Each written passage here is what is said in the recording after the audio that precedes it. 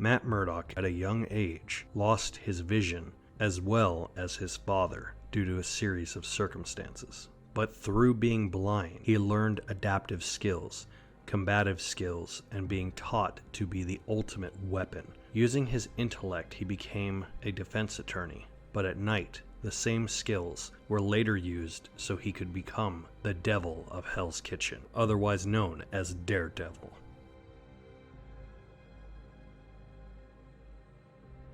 Frank Castle was a special ops war veteran who, due to a series of circumstances, has his entire world changed when his wife and child are killed in front of him.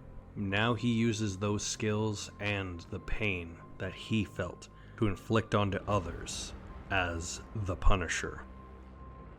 Both Daredevil and the Punisher are very similar individuals, both dealing with trauma as well as dealing with the concept of punishing those who deserve it. And although they're very similar, their ideologies are very different.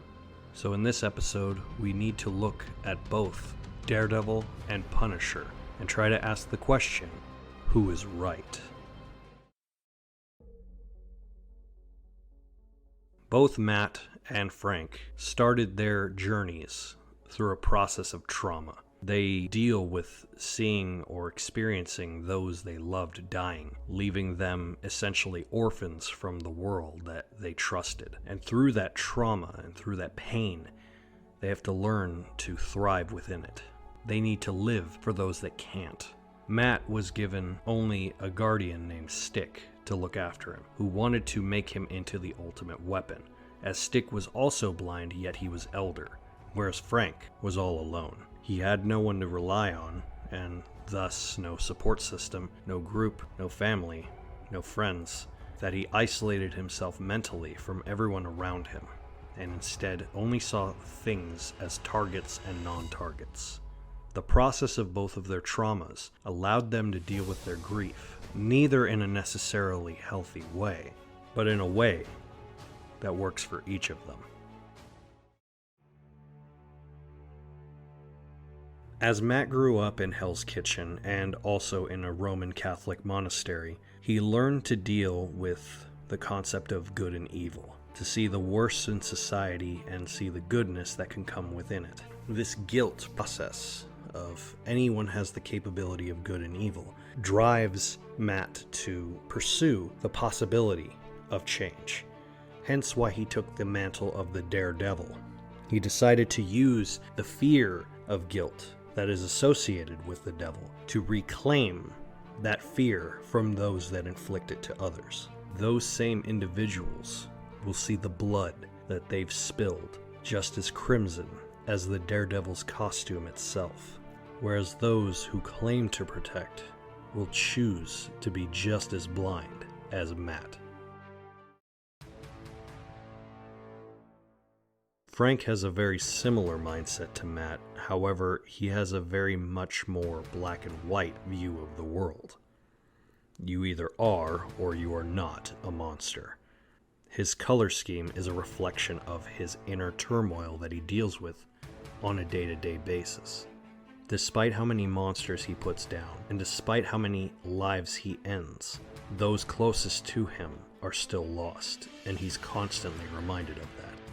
The skull on his chest is a representation of what he wants those whose lives he will end to see, the very face of death, the same death that haunts him every time he is awake, and constantly pondering why he survived, seeing the crime and punishment as his purpose, as the reason for him to keep driving forward and take out the monsters, but subsequently may become one himself.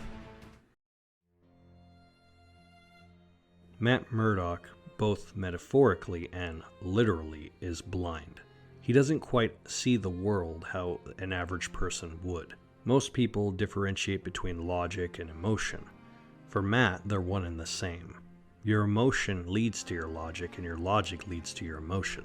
It's hard for him to be attached to people, and yet when he is attached, he stays on for dear life. So when those attachments leave him or something bad happens, he feels a sense of guilt, as if he was the reason, trying to find a logical cause to the emotional state in which he puts himself. He practices law in the same principle, seeing guilty and innocence, and nothing more. No shades of gray, no middle ground. And yet as he progresses as the Daredevil, he does see the underbelly. He does see the truth. He does see who people really are. People could be victims of circumstances, or they could be victims of their own doing. But they can also be perpetrators of that same undoing. Ironically, without his sight, he simultaneously can see the real people without seeing the people. Frank's causes and reasons for why he is the way he is, what he's done, and what he continues to do, is a necessity. It is not a thing that he feels should be done. It's a thing that he feels only he can. He has to be the thing that no one else can be. And in most cases, this would be an admirable trait. However, by perpetuating death, playing with the lives of others, whether it's justified or not, could be conceived on the outside as just a murderer, whereas others could see him as a hero. But the fact remains, in Frank's eyes, these actions are necessity. These things need to be done. Because for one reason or another, the ones that he takes down, from the small to the very large, criminals and scum, some can't be changed or reasoned with. Sometimes he feels that it is necessary, and that he is that necessity. He is the determination between what is and isn't good. So, who is right, Daredevil or Punisher? Neither of them are 100% accurate. To take one's life is the ultimate crime that you could do, and yet some people can't be held down by the same criminal law that individuals have. This morality play between the two is so similar that when they interact with each other, it's almost akin to a Greek play.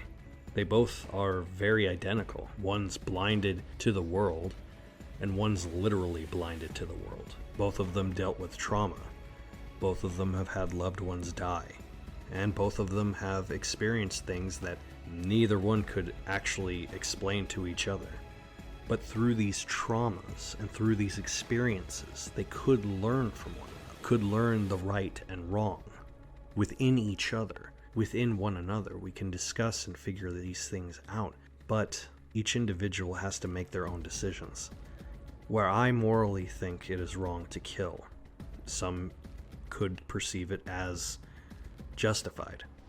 Whereas some people think that it's okay as long as you have a lot of money to do whatever you want. Others, who don't value things as that much of a necessity, see the truer value within the individual than the monetary gain.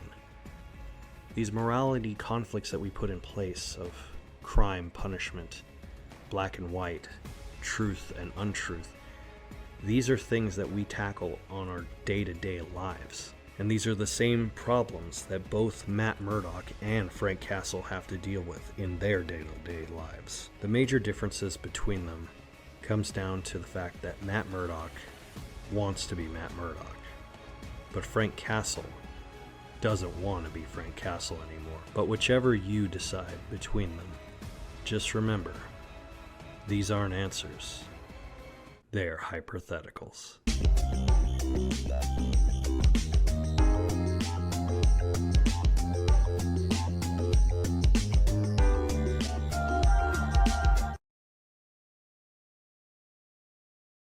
We tell you over and over again that you're wonderful, and you just don't get it. What's wrong with you? Is she gonna have, like, a breakdown or something? 'Cause that could really mess me up with my new friends. Don't worry. I don't have low self-esteem. It's a mistake. I'll say. I have low esteem for everyone else.